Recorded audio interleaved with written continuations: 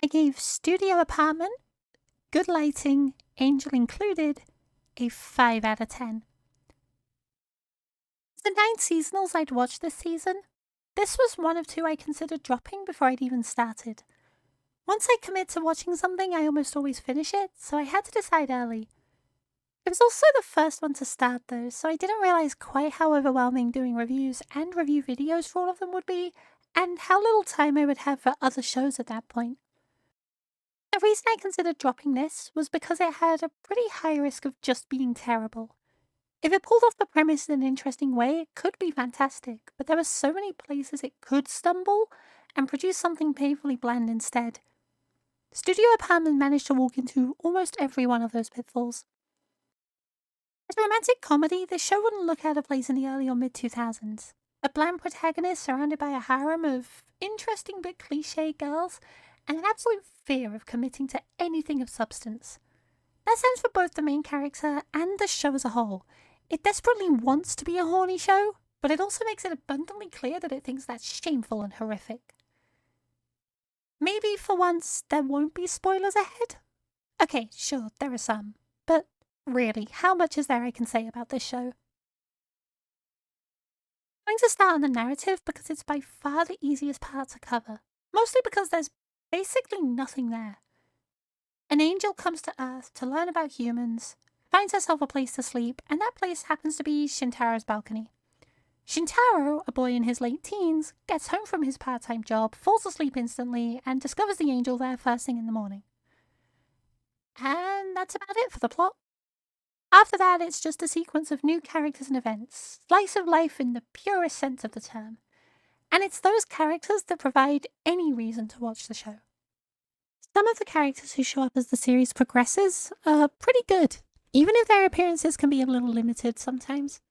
Shintaro's sister and her manager are in basically no episodes, but they make for a particularly fun duo. Of the main cast, Samugi, Shintaro's childhood friend and the normal person in the harem, and Noelle, a Yukiona, are both a lot of fun, even if they can be a little bit too over the top in some places. Lilishka, a Chunibyo vampire, she's pretty good too. I think balancing the character on a Chuni is quite difficult, but Lilishka stays just on the right side of that balance. Notably, two characters I haven't mentioned here are Shintaro and Toa, the angel. Supposedly the two main characters, although honestly as the series progresses it's hard to say Toa is any more a major character than Noelle or Samugi. But neither one really manages to fill that role in the slightest anyway. Toa's entire personality is that she's, well, angelic. She has seemingly boundless patience and enthusiasm and essentially just exists as the perfect person. That's still far more than Shintaro has going for him, because he's got almost no defining character traits. The comedy in the show is also a big problem here. There are glimmers of promise in there. Noelle's gimmick is pretty funny initially, although it does get dragged out a little excessively, and there are brief moments with Samugi and Lilishka, but that doesn't really make up for the majority of the show. Most of the time it's that classic rom-com anime style where the protagonist finds himself in an uncomfortable situation like accidentally walking in on someone while they're changing or in a hot spring.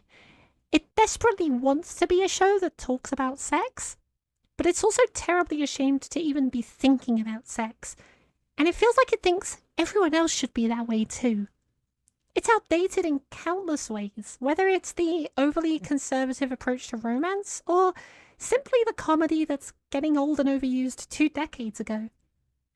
And it's a real shame because that permeates through everything in the show, and it also means that it drowns out those brief flickers where the show is genuinely funny.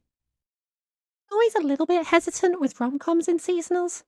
For all that I might have missed some good ones like Shikimori, if I'd listened to other people's opinions here, there are far more that I have watched that just completely missed the mark.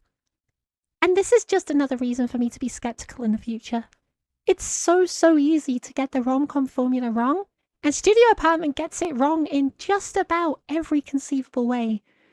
Not all of it is bad, but it absolutely is not worth wading through 12 episodes of mediocre weird purity culture for one or two occasional good scenes. If you liked this video and want to read more of my reviews ahead of the video releases, or if you'd like to support me in making these, check out the links in the description, and I hope to see you here again for the next one.